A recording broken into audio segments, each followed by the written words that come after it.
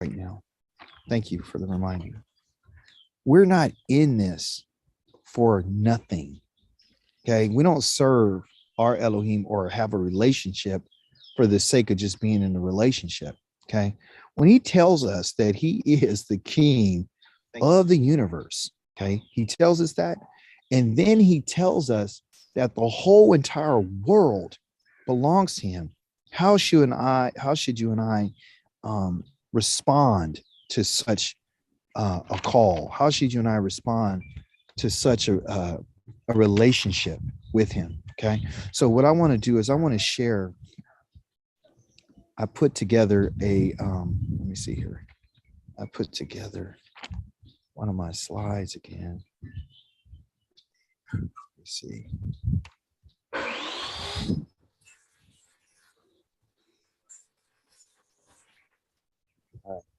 Can you see my screen? Yes. All right. Do you see where it says it says the promise? Yes. What do you guys see in this picture? Grapes. Okay. And what do you use grapes for? Wine. Okay. Or grape juice, right? So there's vineyards, right? So this is a picture of a vineyard. I want to tell you and share with you the reason why you're doing what you're doing. And I want you to think it was an appointed time, but there's a reason. And I got to show that to you. Here it is. It's found in the book of Genesis, chapter number 12, and it says this. Now, Yahweh had said to Avram, get out of your country and from your family and from your father's house to a land that I will show you, and I will make you a great nation. I will bless you. If you notice, it's always talking about what I will do for you. Okay. And will make your name. I'm going to make your name great, and you shall be a blessing. And I will bless those who bless you, and I will curse him who curses you. And in you, all the families of the earth shall be blessed. The Christians have ran with this and said that what we're going to be doing is Abraham's descendant, which what they call the Christ of the New Testament, would be this blessing that the whole world will receive, right? That's not what this is talking about.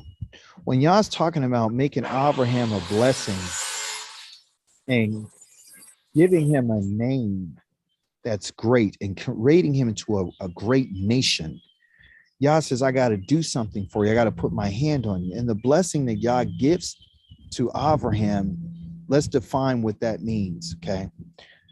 Blessing, according to the Hebraic understanding, is that the Creator says that blessing has to do with feeling, okay? Comes from the Hebrew word bar. I don't have my ink pen, but I'll use my finger. It's this Hebrew word called bar, okay?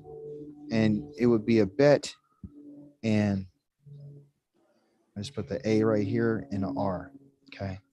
And this is where you get your word bara, and bara means to feel. People use it translated as create, but it basically means to feel, bara, okay? So the Hebrew word for blessing has the bet, which is the B, has the R, okay, which is the resh, and then you put this new word called a K, which is called barak or baruch, depending on how you use it, okay? So the bar part of this is the feeling, and the kaf right here represents your hand. So literally what a blessing is for you to either be coming to receive something or you bringing something. So when he talks about you're going to be a blessing and all those who bless you, and I will bless those who bless you, meaning Yah's going to put something in the hands of the nations so they can come and bend, because that's part of the blessing as well. Because when you present a gift, you got to bow down and you got to bend your knee with something in your hand, okay, as a gift, okay? So that's what it is. You got to have, you'll have this gift that you got to put in your hands, okay? So this is what he's talking about when he says that all the nations are going to come and be blessed in you, okay? Because they're going to be bringing gifts to Abraham and to his descendants. Okay. I'm going to ask any of you guys who are on if you could put your devices on mute so we don't get any feedback. Any questions so far? Okay. Okay. So let me erase this real quick. So that's what a blessing is. Okay. There's also another aspect of blessing talking about to be happy, which you'll see in the Psalms, which David said, you know, blessed is the man who does this or the person who does this. They're happy. They're excited about something or about what they're doing. Okay. So this in particular blessing here is about someone coming to bend the knee with to present a gift and to pay homage to Abraham through his descendants. This next word here is called sakar. Okay, sakar. And it's going to, anyone tell me what this first letter right here represents?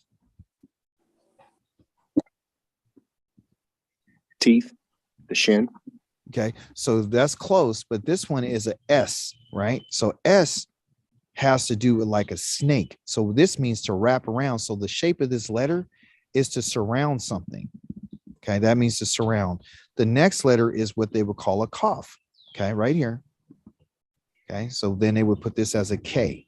Okay, but it's the palm of the hand. And then this next letter is a resh, which they was represented by the letter R. Okay, and so this is where we get our word sakar. Okay, and sakar in Hebrew means the reward. Okay, we find that the Creator told Abraham in chapter number 12 that I'm going to be a blessing to you, and I will bless you, and anyone who blesses you, I'll bless, and anyone who curses you, I'll curse. Okay, and then he tells him something different in Genesis chapter number 15, which has to do with this word sakar. Sakar is a reward. And this is what he said. He said, after these things, the word of Yahweh came to Avram, okay, in a vision, saying, do not be afraid, Avram. I am your shield or your protector, your exceedingly great reward. I am going to be your reward. That's what I'm going to be to you. Okay. Yahweh says, don't be afraid, because he was telling him to go into the land. He's dwelling with a whole bunch of strangers that he just told him, hey, leave your family, leave your land and go over here. Very scary, thing to do. But he was surrounded by nothing but strangers with no hope of any type of heritage besides what he had in terms of his wife and his servants. That's all he had. He didn't have any kids at this moment. So Yah is telling him what he was going to be for him, okay, and what he was going to do for him. And literally, the sakar starts with that letter, a samak, which means to what? To wrap himself around him. I'm going to guard you, and I'm going to be your shield, and I'm going to be your protector. I'm going to be your reward. I want to show you that which is, I would say, parallel to Abraham. Has not the Creator asked us to do these things? Has he not told you and I this? When Yahweh came to us, did he not tell us, I want you to leave from your father's house, from the way that your family was doing things, the way your ancestors do things? What I want you to do, I'm not telling you can't go to a land right now, but I want to introduce you to your land. You're a people who don't even recognize that you have a land. You didn't even know that your father was Abraham. Okay, you didn't know that, but our father's house and what he's talking about is your ancestors' place. Abraham's family was a whole bunch of idol worshipers. That's what they were, and they didn't recognize that there was one living Elohim. So Yah calls him and say, I want to be your reward. I'm going to be exceeding great reward. Again, the word sakar, S-A-K-A-R, has to do with the action of a hire, so like hiring for wages. This is exactly what it means. This is why I put this picture here, because Yah's telling him, look, I'm not asking you to come and serve me and to follow me and to be with me if I don't have a reward for you. I have a form of payment for you. Okay. That's what I have for you. Okay. I have wages for you. This is not free. Okay. So I'm going to tell you what those wages are.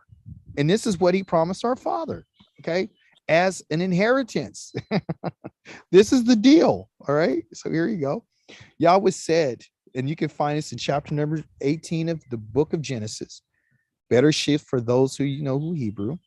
That Yahweh said this. Look what he said to our father. He said, shall I hide from Abraham what I am doing, excuse me, since Abraham should surely become a great and mighty nation.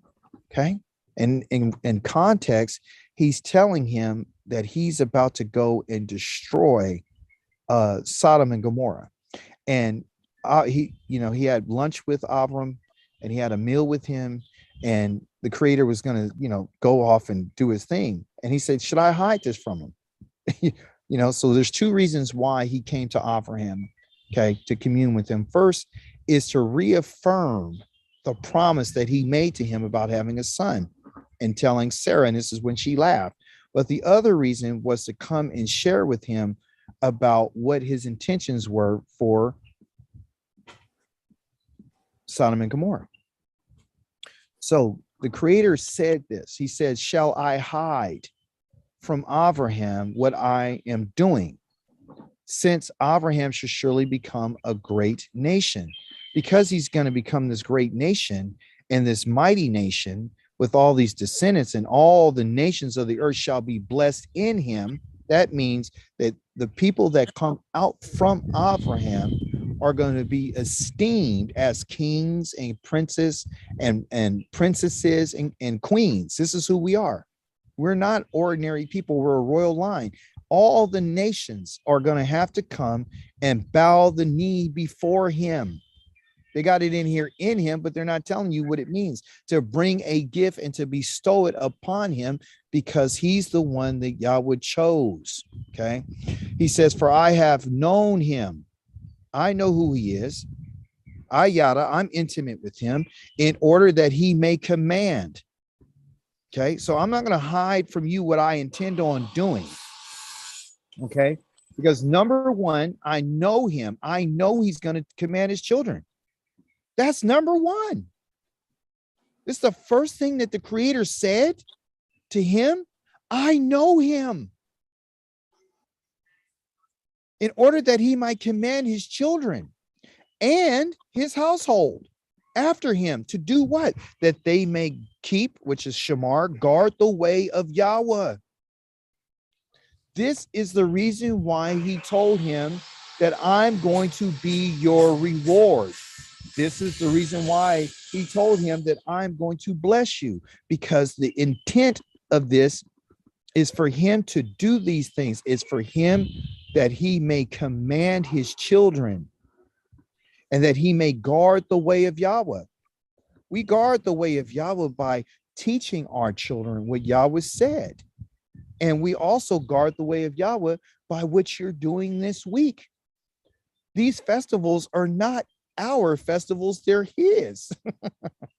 They're his appointed time. And he says, not only do I want to do that, but I know he's going to do Zadik. He's going to do righteousness.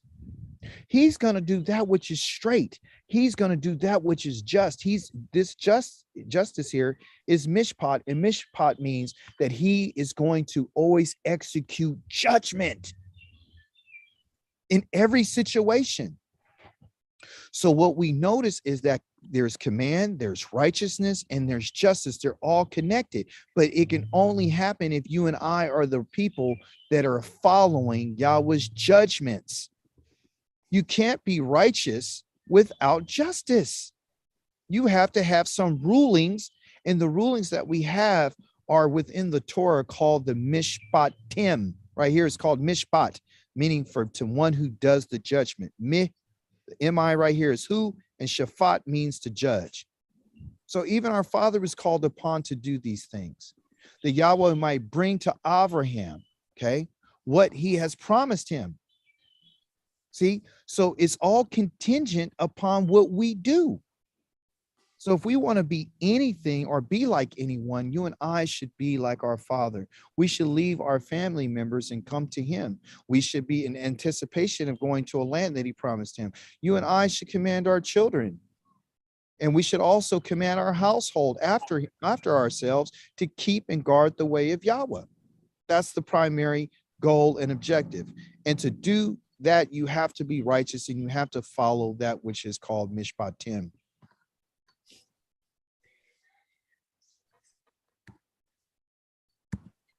I have this internet start tripping. I have this word right here called Geshem. Okay. The first letter, someone tell me what this first letter is. The Gamma. It's a Gimel, it's a letter G in English. Good. Okay. It has three little dots underneath it, and this has three little dots under those two. So it's called Ge. Okay. Shum. Forgive my handwriting. My pen didn't work today, so I'm using my finger. G looks like a 5, but it's a S. Geshem. Okay. Geshem means rain and showers. You can find this in Leviticus chapter 26, verse number 3 through 6. I want you to understand that when Yah talks about the reward, remember the grapevine and the vineyards? Grapevines and vineyards and land and all the things that comes out of the land don't mean anything without this, without the Geshem, which is the water. It doesn't mean absolutely zippo if you don't have this. Okay. But I got to tell you how that comes about. Often we get rain and we think, oh, it's raining again, I can't go outside. Well, let's see what Yah says.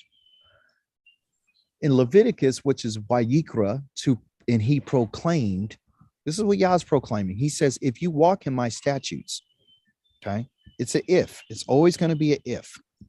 My statutes, which are my kukim, okay, a koch. Kukim, or the plurality of a koch, which is the wall and gathering. So that which is separated is being gathered. The only way that you and I can ever be gathered to Yahweh and to each other is through the statutes.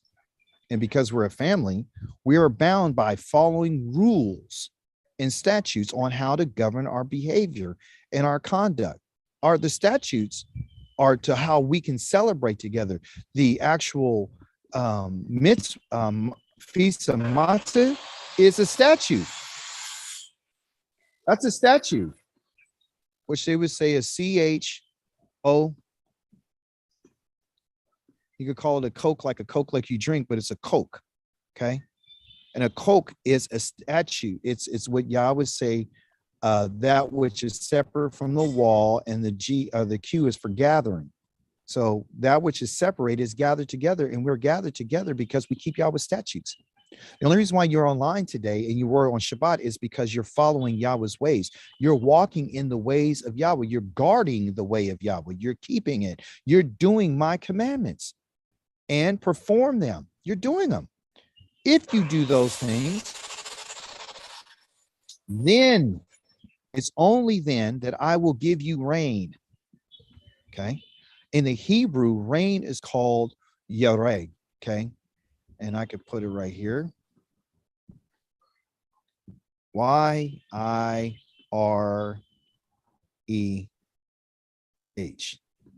Okay. Which comes from the word Yarah. Y-A-Yarah. R-A-H. Okay. Which is fear. Okay. This comes from the word which you have your root Torah, like Yara, Torah. Torah comes from the root word for fear and rain. Well, how do you connect that? Because when it rains, the rain is brought down in a certain direction. So rain just doesn't arbitrarily go, it goes wherever the wind drives it. And so it goes in the direction that it's supposed to go in. It doesn't go in this direction and then all of a sudden, it's just going everywhere. No, it's going to the place like an arrow. It's shooting directly to where it needs to go. So when Yah talks about giving its rain or giving it the rain in its season, okay, the seasons are called Moadims, okay, which we went over, which is Yah's appointed times. Yah has his festivals associated with the times of harvest and the times of new growth out of the ground. That's why he says you can't come to me empty-handed, because you're supposed to have something in your hand, because if you did what he said, he would give you the rain. Okay. And so the rain is directly connected to the land, and you shall yield its produce. And all the trees of the field shall yield its fruit. Without any rain, there is no produce. Without any rain, there is no fruit. Okay. Then he says, your threshing shall last as the time of your vintage. For what? For your wine. And your vintage shall last to the time of sowing. That is, after you reap everything, after you harvest everything, he tells us, well, after you pull everything up, now you're going to go out and resow these seeds. See, you don't sow seeds. Listen, you don't sow seeds in the springtime. The seeds are supposed to already be planted after you come out of your harvest. You see, that's when you're supposed to do it. And over time, there's nothing that's going to be in the ground for that time during the winter. And then when Yah gives the showers, then that's when it's going to bring forth its produce. Now, a lot of times we thought that the showers are only supposed to be in the springtime. Where there's rain, the rainy season is in the late rain, the latter rains, what they call the first rains, and then the latter rains. The latter rains is not the rain that happens in the late part of the year. According to the Hebrew culture, the first rains, listen, is the rain that happens in the fall.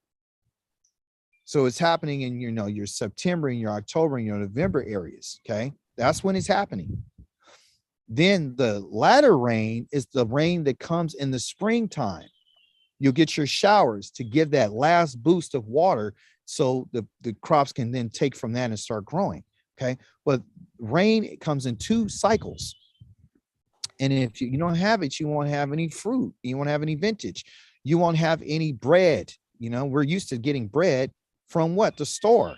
This week, we're not eating any bread, but our bread comes from grain. But he says, if you do this, you should eat your bread to the full. You'll always be satisfied, and you'll dwell in your land safely.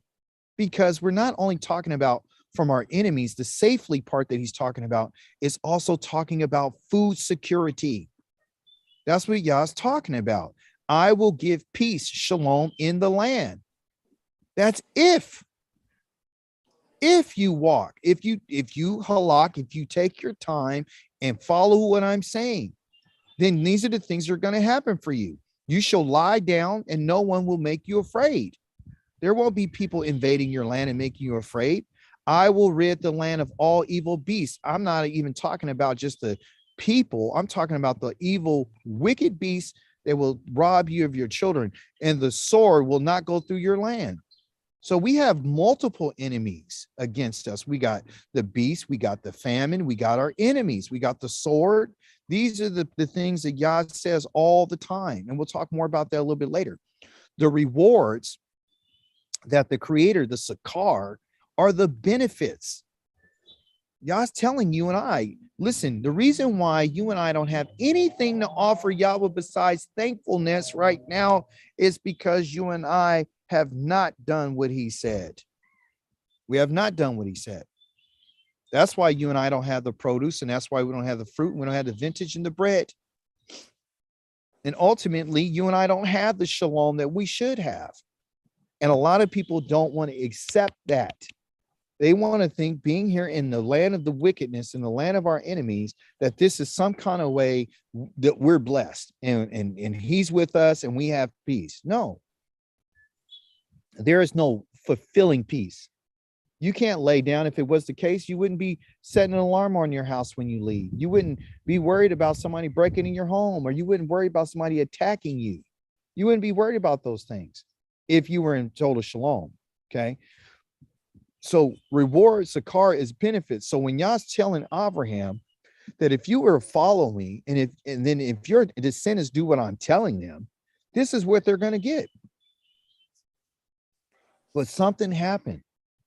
Something happens to us. You say, well, why are you talking about this? Well, this week we supposedly brought offerings to Yahweh, and we can't bring offerings to Yahweh because we've been exiled. Why? Because this people has a defiant and a rebellious heart. So we got to tell ourselves what's the problem was. They revolted and departed. When it talks about revolting here, just to let you know, this revolt right here is not revolt in Hebrew. It's called sarar, and it starts with an S, a samak, same for sakar. This one is called sarar. Okay. S-A-R-A-R. And sarar means to turn. Okay. So there we've turned away from Yahweh, and depart means that we're not walking in his ways. We've actually left his ways. See? So to walk for Yah means to be the messenger of Yah, to be able to say the things that Yah says. Remember, to walk for Yah means to have a staff in your hand. Remember, the lamed is the shepherd's staff, and the kov, the final cough right here, is lock, and lock means to walk. So you got the staff in your hand when you're walking, and when you don't walk for yourself, you walk for someone, and the one that you and I are walking for is him.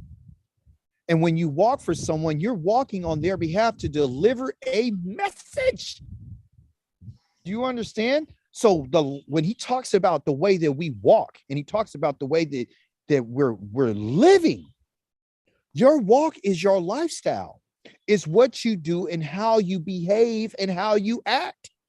So if you're really walking with Yah and you have the staff, you're delivering the message of the Torah. If you're not walking with Yahweh and walking in his ways, you're not delivering the message. Your life is not telling people that this is the message of Yahweh. When people come to you this week and they ask you, why aren't you eating the bread? You tell them, because Yahweh says so. Why are you removing all the soor out of your house and the kamats? What is that? It's because Yahweh said so. That's because that's the message that you and I are living. They're going to ask a question if they see that you're walking in this way. You don't even have to say anything. They're going to be the ones asking the questions. But here, Yah has said that his people, his people are defiant and they're rebellious in their minds. They're turning from me and they're walking away from what I said.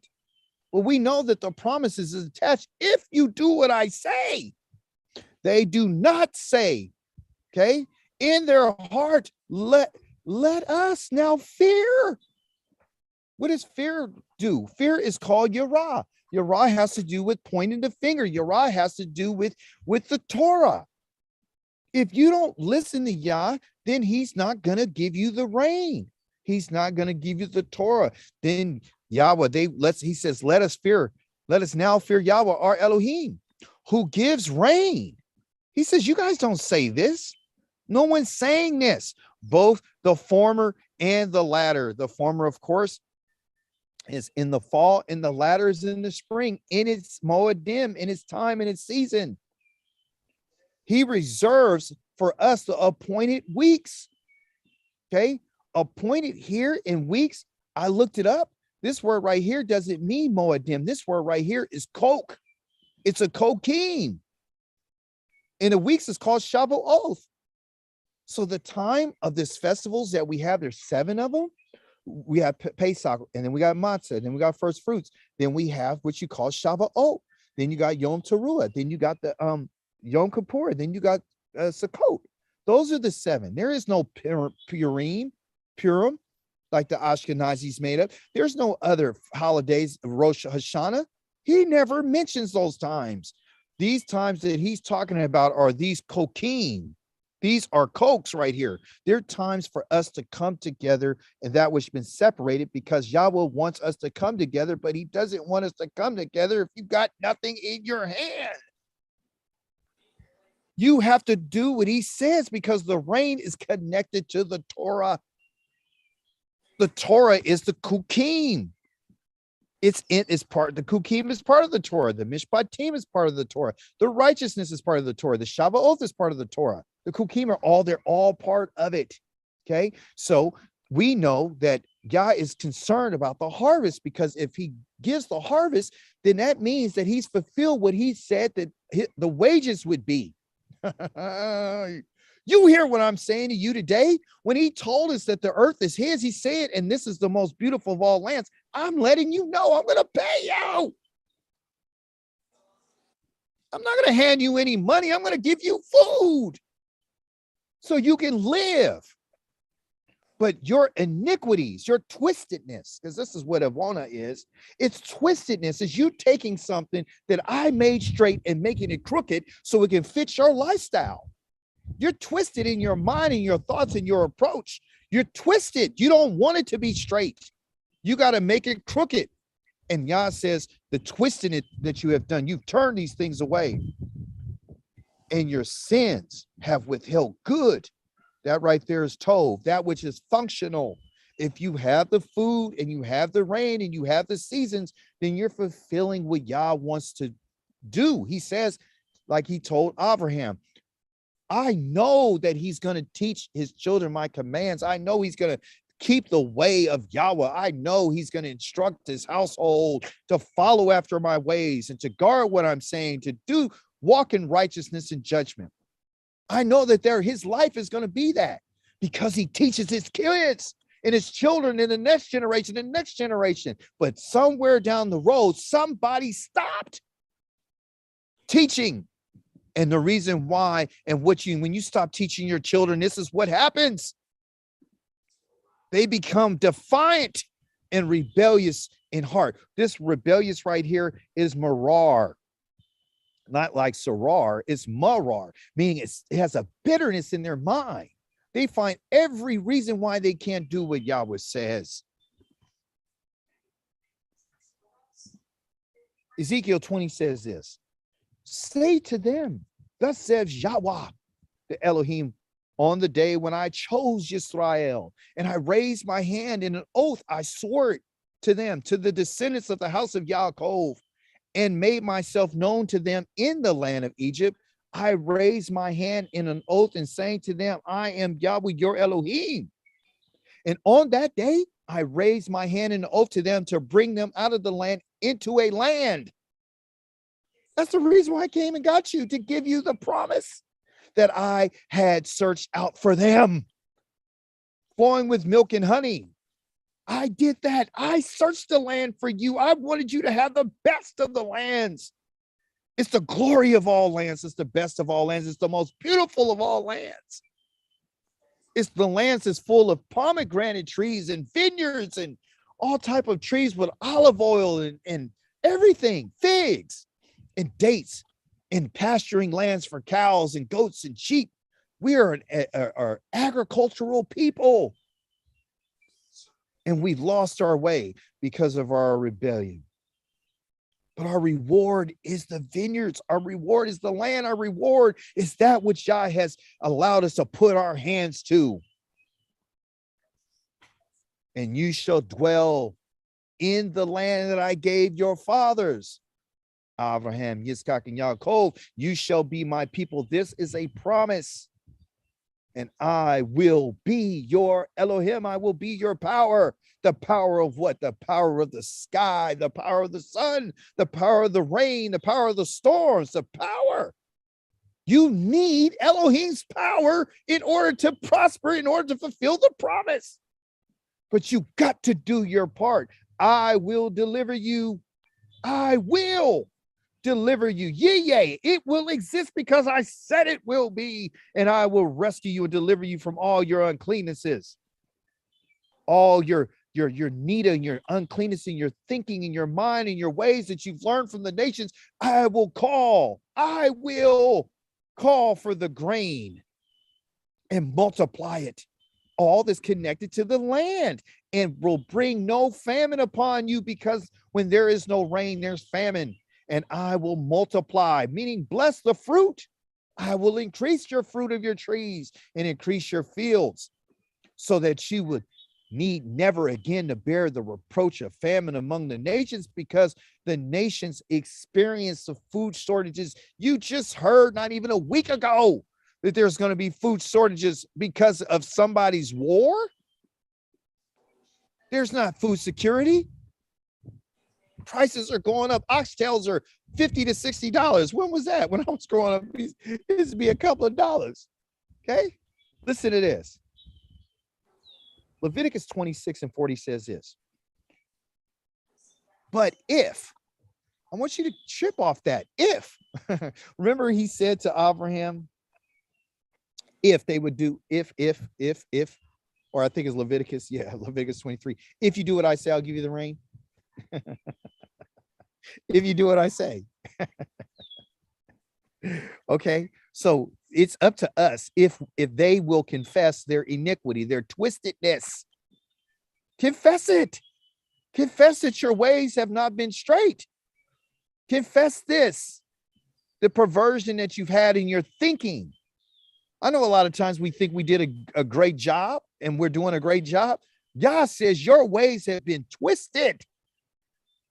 And I don't only want your twistedness, but I want you to understand you got the twistedness from your fathers. With their unfaithfulness, they weren't faithful to me, in which they were unfaithful to me. Have you forgotten that? And that they have also walked. What do you mean they walk contrary to me? That means they weren't walking in my way. They made up a whole bunch of other things. Guess what, folks? People say you don't have to keep the festivals. You don't have to keep Pesach. You don't have to do this. You're not in the land. You don't have to do this. You don't have to do that. Guess what you and I have done? We've accomplished something that over thousands of years our ancestors refused to do. They didn't walk in his ways. They didn't walk in the Kukim. They weren't guarding the Seor. They got so they got so lazy, okay, that they didn't take any of the Seor out of their houses. They didn't do that. They didn't search for the idols that were in them. If they would have done it, it would have been different. It's called making improvement. You have made the steps. You've taken the necessary steps this week and last week. You're being obedient. You're practicing. You're showing y'all that I want to go home. I want to be clean. I don't want to be twisted anymore. I want to be right. I want to walk in your ways. I don't want to walk in opposition to your Torah and your Kukim and your Moedim. I want to be the witness that you asked me to be. That's what I want to do, because you told my father that you have a sakar. You have a sakar for him. You have a reward. You're not asking me to walk with you for nothing. And that I also walk contrary to them, okay? Because when they walked contrary to him, he turned his back on them and said, I hate them. That's what he says. I hated them. I hated what they did to me. They were disgusting. They were repulsive. These people were killing their own kids, and you and I are going to sit back and protect them. You're going to protect the integrity of your family because you want to make sure that you say, well, we're not that bad. No. This is what Christianity does. Christianity sugarcoats it. It puts a blanket over and it covers with the blood of Christ. So you don't have to look at what your ancestors did. They don't even ask you to even take into account nothing that they did. They just tell you that you're depraved and you can't do anything. You don't have the power to make a decision and do nothing right, because that's just the way that you are. That's like these transgenders and these homosexuals. That's just the way that they are. And that's what we live in. You want to be a pervert? It's just the way it is. You want to listen to this kind of music that's so disgusting? Well, that's just what they do today.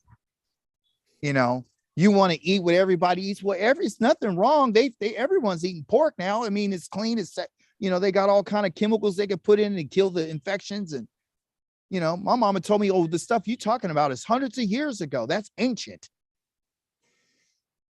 You're right. It is ancient. It's the ancient way. It's the ancient path. But Yah says this, that I walked contrary to them in 41 and brought them into the land of their enemies. So you and I should know off the top, if you and I are in the land of our enemies, that guess what he's saying? Because you went contrary to me, I'm going to contrary to you. So I'm going to send you someplace where it's contrary to what I said. Because that's how you're behaving. You don't want to walk in my ways. You've decided that you're not going to longer walk. You're going to walk contrary to me. I'm going to send you somewhere where you'll walk in their ways. And then I'm going to find out whether or not you decided that you want to turn and shuv and turn back to me. And you want to make up your mind and you want to make a decision and you want to adopt my ways and you want to make some adaptations to your life.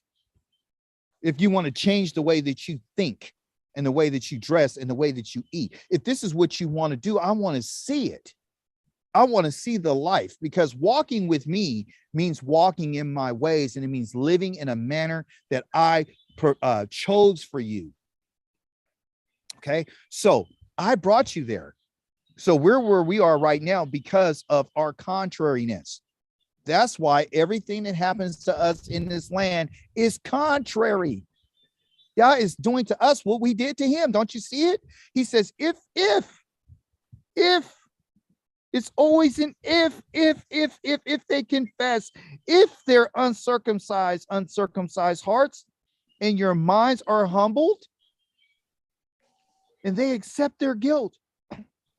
Why is he saying that the heart is uncircumcised? Because it's covered. It's unclean.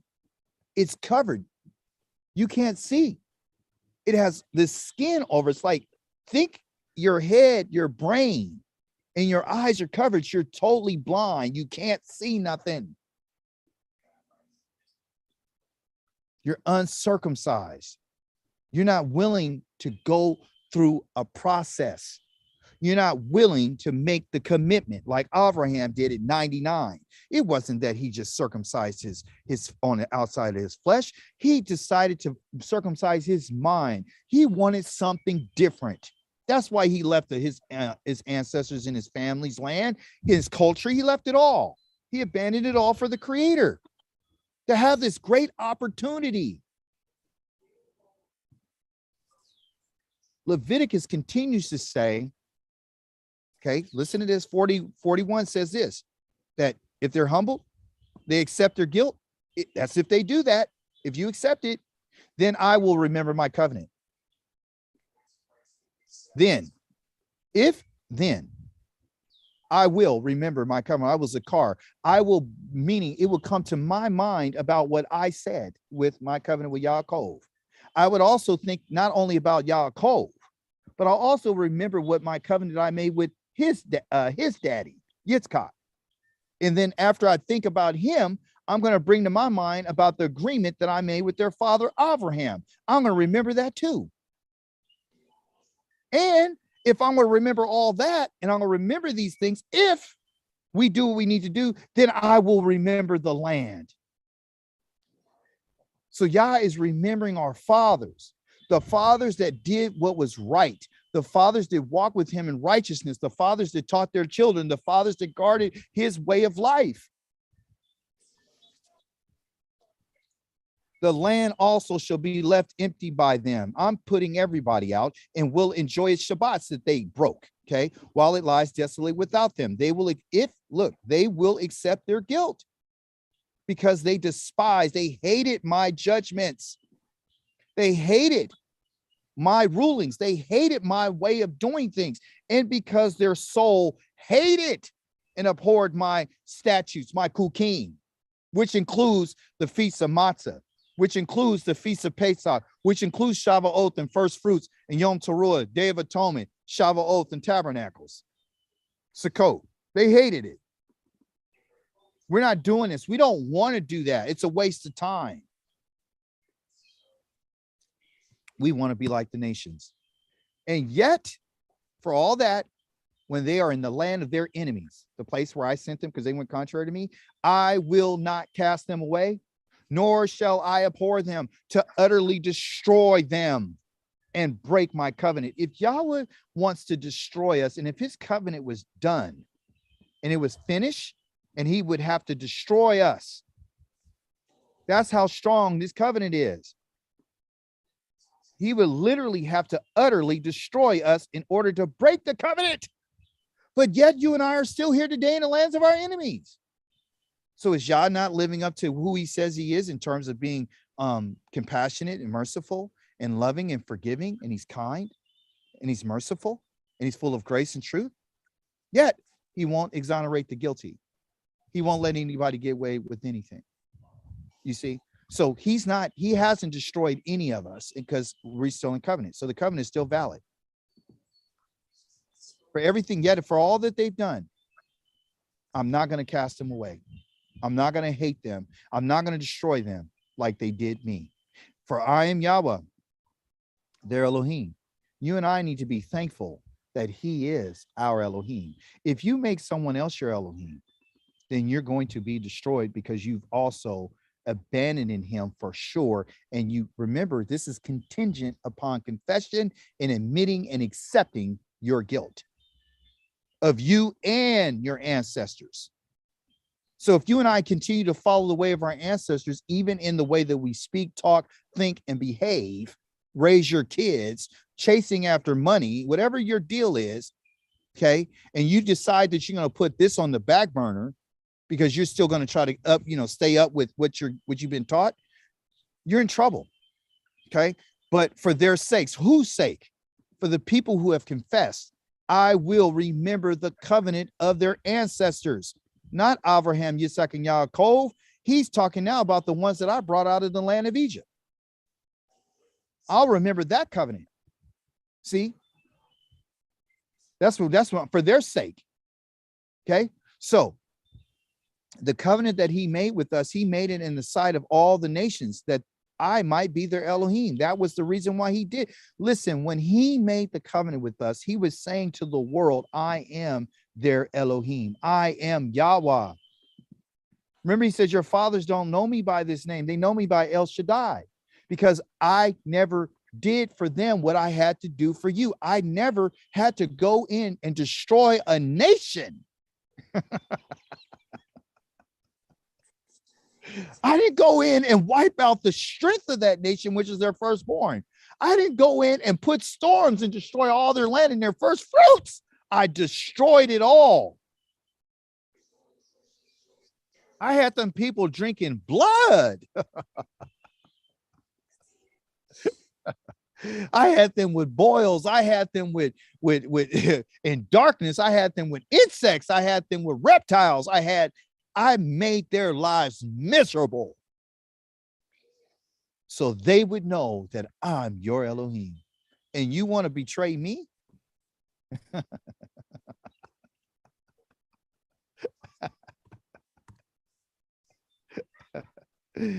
Oh, wait a minute. Where am I going? Let me see. That's my other teaching. Yeah. You want to betray me? I am your Elohim. So what I'm going to ask you to do is this. I want to ask you very nicely, while you're in the land of your enemies, to confess, okay? And I need you to accept your guilt. And I need you to grow humble, okay? That's what I need you to do. And I need you to reverse walking against me and contrary to me. I want you now to walk against your enemies. That's what I want. I want to see you turn your back on them like you turned your back on me. I want to see how you're going to stop doing their holidays. That's what I want to see. That's what I want to see. Okay. I want to see if you're going to be loyal to me now. That's what I want to see. I want to know if you're going to really teach your kids my ways, or you're going to continue to let the world teach your kids and the nations influence your children with their television programs and their songs and their people. I want to see if you're going to let strangers come into your house and tell you that they're not going to do what Yahweh says. I want to see that. I want to see if you're going to be loyal to me or your grandmother. Are you going to sit there and eat her chitlins with her pork and all that kind of stuff? Are you going to do it? Are you not going to break mama's heart and you're going to sit at the Christmas tree and just say, well, he's going to understand? I want to know if you're going to keep my Shabbats. I want to know if you're willing to walk away from somebody that you think loves you, but they hate me. I want to see it. That's what I want to see. I want to see if you're really loyal to me, because it's all contingent. You can't confess to Yah. Confession also means it has to do with the hand. Okay. It has to do with Yada, and Yada has to do with the Yad, the hand. The confession is to lift your hands up and say, I'm sorry. And okay, to say, I'm sorry, put it up. Yes, I did it. Yes, it's me. I'm the one who did it. Okay. But Yada too, if it has to do with the hand, it has to do with what you put your hand to. Are you putting your hands to other gods? Are you putting your hand? You put your hands to other gods when you put your hand to a Christmas ornament. You put your hands to another God when you go in and you pick up that ham. You put your hands to another God when you pick up something that you have no business picking up. Your gods are the ones who determine how you respond to me. So I'm going to put you in the worst place possible to find out whether or not you're going to do what I say under these circumstances. So for those of us who have decided that we're going to keep the Passover and we're going to take our little lamb and put some fire on it, congratulations. You have shown Yahweh that there has been some improvement. You're showing him that I'm going to walk in your ways, even if I don't have the fruit and I don't have the vegetables. I don't have the basket that you asked me for. I don't have the ram, the lamb, and the olive oil, and the wine and the strong drink. I don't have the altar. I have nothing. I have nothing but a willingness to do what you said. That's what he's looking for. All praise be to our Elohim. You guys got me on one tonight. I'm sorry. I'm just thinking about what he's saying. Our promises, our reward is the land. And that's what you're working towards. He doesn't arbitrarily. Look, I know we read in Ezekiel, he says, look, I'm not doing this for your sake, Israel, which is true. I'm not doing this because you deserve it.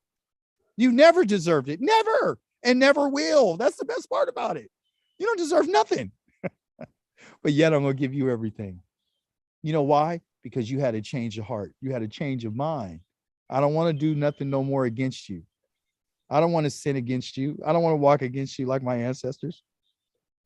That's how simple this is. This is not hard. This is very simple. Okay.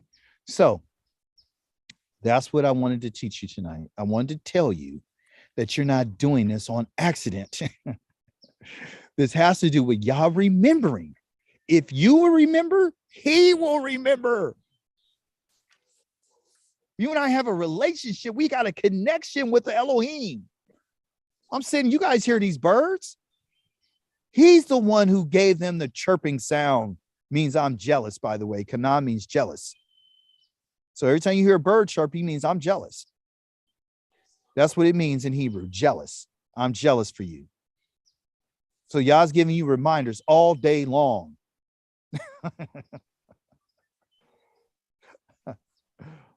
We're just his people, and he loves us, and he's thanking you and I, and he's impressed for those of us who have done what he said and is giving it effort. So don't think that you're following Yahweh in vain. That was the purpose of the lesson tonight. We're not following him in vain. There's a reward waiting on you. But you got to do your part. You got to do your part. Yah's never let anybody get anything, okay, you understand, without proving that they're going to do what he said. That's even Abraham. What did he do to him? Did he not test him? New Testament says Yah don't test anybody. That's a lie. He tested Abraham, chapter number 22. He tested him. He wanted to make sure if this guy was really willing not to withhold anything from Yah. That's what he wanted to make sure. You see? So Yah tests us. Okay, we'll get into that. We'll talk a little bit about that later this week to find out what is Yah doing.